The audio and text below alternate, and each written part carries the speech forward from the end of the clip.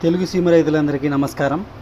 మనం ఇప్పుడు చూస్తున్నటువంటి వీడియో వచ్చేసి మలకమడి తయారు చేసుకునే విధానం. అంటే మా ప్రాంతంలో వచ్చేసి మలకమడి అంటాం, కొన్ని ప్రాంతాల్లో వరిమడి అంటారు. మేము వరిమడి అంటే పండిన తర్వాత వరిమడి అంటాం. కాబట్టి వరినార పోసుకునే విధానం గురించి మనం ఈరోజు మాట్లాడుకుందాం. వరినార పోసుకునేటప్పుడు చేయాల్సిన పనులు, మామూలుగా అయితే ఎద్దులు ఉన్నటువంటి వాళ్ళు గొర్రు కొట్టి ఇంత మానుగొట్టి చిన్న మడి తయారు చేసుకుంటారు.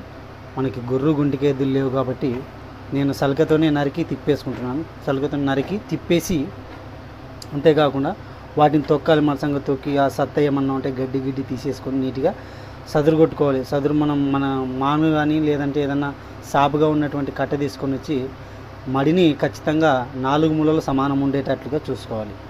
అలా చూసుకున్న తర్వాత అదే రోజు రాత్రి 7 గంటల నుంచి ఉదయం 7 గంటల వరకు ఒడ్లు నీటిలో నానబోసుకోవాలి. ఎకరానికి వచ్చేసి ఒక ప్యాకెట్ తీసుకుంటే సరిపోతుంది.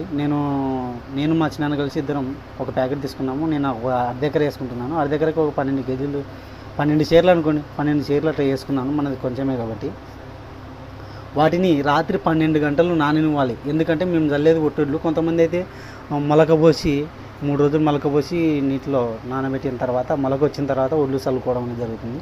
కానీ నేను మొలకొడ్లు చల్లడం లేదు, ఒట్టొడ్లే చల్లుకుంటున్నాను.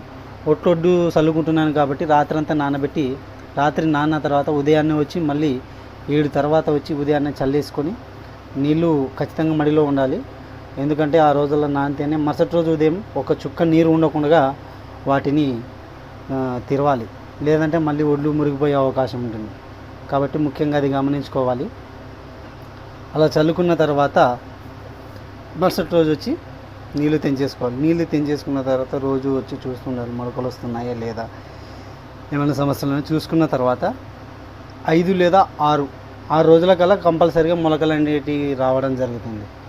ఆ మొలకలు వచ్చిన తర్వాత మనం చేసుకోవాల్సిన జాగ్రత్తలు, చూసుకోవాల్సినవి అన్నీ చూసుకోవాలి. ఈ మొలకమడి తయారు చేసుకోవడానికి దాదాపుగా అయితే నాకైన ఖర్చు, మా వరి వచ్చేసి దీని రకం వచ్చేసి నంద్యాల సోనా వచ్చేసి 1250 రూపాయలు ఒక ప్యాకెట్ పడింది. మనకి సగమే కాబట్టి 600 రూపాయలు ధర పలికింది. వాటిని నానబెట్టుకొని ఇందులో చల్లేసుకున్నాను. వరినారు చల్లుకున్న తర్వాత కంపల్సరీగా ఆ రోజంతా మనము కావులు ఉండాలి. ఎందుకంటే పక్షుల బెడద ఎక్కువగా ఉంటుంది.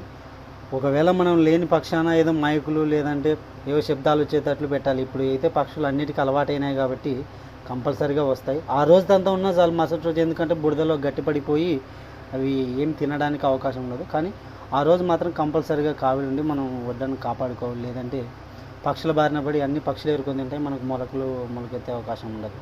కాబట్టి రైతు సోదరులు కంపల్సరీగా మొలక గింజలు చల్లిన తర్వాత మాత్రం ఉదయం నుండి సాయంత్రం వరకు కంపల్సరీగా ఉండాలి.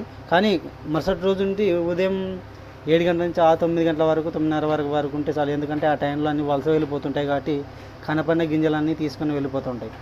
అదేవిధంగా సాయంత్రం 4:30, 5 నుండి అప్పుడు కావిలి కావాలి. మిగతా టైంలో ఏదో శబ్దం పెట్టినా కూడా అడపదడప వస్తే ఏం ఇబ్బంది ఉండదు.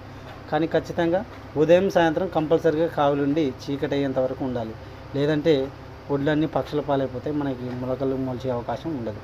కాబట్టి రైతు సోదరులు గమనించి వరినార చల్లుకునే విధానాన్ని అబ్జర్వ్ చేయగలరు. కానీ ఖచ్చితంగా వరినార దగ్గర అక్కడ కట్టినటువంటిది మనం ఏదో ఒకటి శబ్దం వచ్చేట్లు కవరు, లేదంటే ఇంతకుముందు అయితే పాత క్యాసెట్ రీల్ చుట్టేవాళ్ళు. ఇప్పుడు లేవు కాబట్టి అందరూ అట్లా గోనపట్టు, సూపర్ కాగితం సంచులు, అదేవిధంగా కవర్స్ అలా కడుతున్నారు. చుట్టూ ఏదో ఒకటి దానికి, అంటే వాటిని ఆకర్షించకుండా అవి బెదిరిపోయేలా మనం అయితే పెట్టుకోవాలి. లేదంటే చాలా నష్టపోయే అవకాశం ఉంటుంది. జాగ్రత్త పడాల్సిందిగా రైతు సోదరులందరికీ తెలియజేస్తున్నాను. ఇట్లు మీ తెలుగు సీమ రైతు. జై కిసాన్, జై జవాన్. ఇంకొక